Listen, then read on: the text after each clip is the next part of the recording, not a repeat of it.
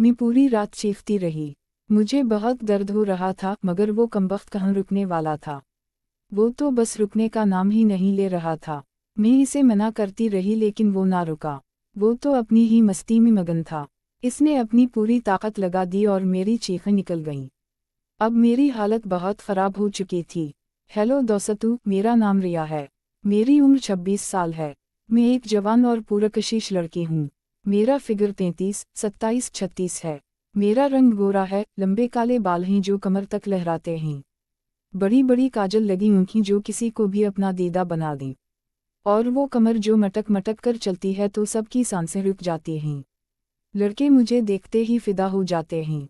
सीटियां मारते हैं, अंक मारते हैं और दिल ही दिल में सोचते हैं कि काश मैं इनके साथ होती। मेरे कुल्हे थोड़े भरे हुए हैं। चलते वक्त एक दूसरे से टकराता हैं और हर कोई इन्हें देखकर ललच जाता है, जैसे कोई मखमली ख्वाब हो। मैं बहुत शौक और चुलबुली हूँ। शरारतें करना और मजाक करना मुझे बहुत पसंद है। और जब मैं मुस्कुराती हूँ तो लगता है जैसे चांदनी बिखर गई हो। तो दोस्तों, अगर आप इस चैनल पर नए हैं तो सब्सक्राइब करना मत भूलिए। बेल आइकन दबाना भी ना भूलिए। लाइक और शेयर ज़रूर कर दीजिए ताकि ऐसी मीठी मीठी कहानियाँ आप तक पहुँचती रहें। अब आइए कहानी शुरू करते हैं। ये उस वक्त की बात है जब मेरे छोटे भाई की शादी हुई थी।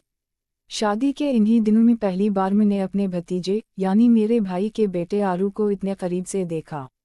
आरू 22 साल का था और कॉलेज में पढ़ता था। लंबा कद, फिट जिस्म, चूड़ी छाती, मजबूत बाजू और वो मुस्कुराहट जो दिल को छू कर गुजर जाती थी जैसे कोई जादू हो। वो मुझे बुआ कहकर बुलाता था, लेकिन इसकी नज़रों में कुछ अलग ही चमक थी। एक ऐसी चमक जो शरारत और चाहत दोनों से भरी हुई थी। मैंने सोचा, वाह, ये तो बहुत हैंडसम हो गया है। जो पहले छोटा सा बच्चा था अब एक जवान लड़का बन चुका था। मैंने फौरन सोच लिया कि थोड़ी सी छेड़छाड़ तो बनती है, आखिर बुआ हूँ इसकी। शादी की रसूमात के दौरान जब वो मंडप के पास आया तो मैंने चुपके से उसकी तरफ देखकर आंख मारी और मुस्कुरा दी। वो थोड़ा सा शर्मा गया, उसके गाल सुर्ख हो गए मगर फिर हंस पड़ा। मैं इसके पास जाकर बोली, अरे भतीजे, बुआ को पहचाना नहीं किया? इतनी दूर से क्यों देख रहे हो? वो बोला, बुआ जी आप तो और भी खूबसूरत हो गए हैं, पहले से कहीं ज्यादा। मैं हंसते हुए बोली, अच्छा, तो फिर बुआ को एक हफ्ता दो, देखूं कितना बड़ा हो गया है मेरा शैतान। वो थोड़ा हिचकिचाया मगर मैंने इसे खींचकर हल्का सा गले लगा लिया। इसका लमस महसूस होते ही मेरा दिल तेजी से धड़कने लगा। उसके जिस्म की गर्मी जैसे मेरे अंदर उतर गई हो। शादी के बाद कुछ महीने गुजर गए। मेरा भाई और भाभी दिल्ली में रहते थे और आरू भी वहीं कॉलेज करता था। एक दिन भाभी का फोन आया, रिया दी, आरू की तबीयत खराब है, इसे बुखार है और वो घर पर अकेला है। तुम चंद दिन आकर उसकी देखभाल कर लो, तुम्हें देखकर वो ठीक हो जाएगा। मैंने फौरन हाँ कर दी। दिल में खुशी की लहर दौड़ गई कि आरू से मिलने का बहाना मिल गया। मैं उनके घर पहुंच गई। आरू बुखार में बिस्तर पर लेटा हुआ था। चेहरा थोड़ा पीला था लेकिन फिर भी इसके होंठों पर मुस्कुराहट थी। मैंने उसके माथे पर हाथ रखा और कहा, अरे मेरे शैतान भतीजे, क्या हाल है? बुआ आ गई है तेरी देखभाल करने। वो मुस्कुराया और बोला, बुआ आप आ गईं, अब तो मैं ठीक हो जाऊंगा, बस आपकी मुस्कुराहट चाहिए। मैं हंसकर बोली, चल दवा ले और सो जा, बुआ तेरी नरस बनेगी। सुबह में इसके लिए खिचड़ी बनाकर लाई। जानबूझकर इसके पास बैठ गई और इसका हाथ पकड़कर बोली, खा ले, मेरे हाथ की बनी है, देख कितनी प्यार से बनाई है। वो मुझे ही देखता रहा और बोला, बुआ आपकी मुस्कुराहट देखकर ही भूख लग जाती है। मैं शर्मा कर बोली, अच्छा जी, तो फिर शाम को पार्क में चलते हैं, थोड़ी ताज़ा हवा भी लग जाएगी। शाम को हम पार्क गए। हल्की ठंडी हवा चल रही थी, सूरज ढल रहा था और आसमान नारंगी और गुलाबी रंग में रंग गया था। मैं जानबूझकर उसके करीब करीब चलने लगी। कभी इसका हाथ छू लिया, कभी मजाक में हल्का सा धक्का दे दिया। वो हंसता रहा। एक बार उसने मेरे बालों में फंसा हुआ पता निकाला। इसकी उंगलियां मेरे बालों में से गुजरीं और वो बोला, बुआ आपकी आँखें बहुत प्यारी हैं, इनमें डूब जाने का दिल करता है। मेरा दिल जोर जोर से धड़कने लगा। मैंने शर्मा कर नजरें झुका लीं मगर अंदर से खुशी महसूस हो रही थी। आहिस्ता आहिस्ता दिन गुजरते गए। मैं हर सुबह इसके लिए नाश्ता बनाती, कभी पराठा, कभी पोहा, कभी फ्रूट सलाद। शाम को उसके कंधे दबाती और कहती, थक गया होगा ना मेरे शैतान, आ मसाज कर दूं। वो मुस्कुरा कर कहता, बुआ आपकी ये शरारतें मुझे पागल कर देती हैं। एक शाम भाई और भाभी घर से बाहर गए हुए थे। हम लिविंग रूम में बैठे थे और लाइट्स मध्यम थीं। मैं इसके पास जाकर बैठ गई और अपना सर इसके कंधे पर रख दिया। मैंने आहिस्ता से कहा, आरू तुम इतने अच्छे क्यों हो? इसने मेरे गाल को छुआ और बोला, आपकी वजह से बुआ, आप मुझे जीने का बहाना देती हैं। हमारी सांसें एक दूसरे के करीब महसूस हो रही थीं। वो मेरे होंठों के करीब आया मगर मैंने शर्मा कर चेहरा मोड़ लिया। फिर भी उसने मेरा हाथ पकड़ लिया और हमारी उंगलियां आपस में उलझ गईं। अगले दिन हम किचन में थे। मैं सब्जी काट रही थी और वो पीछे खड़ा था।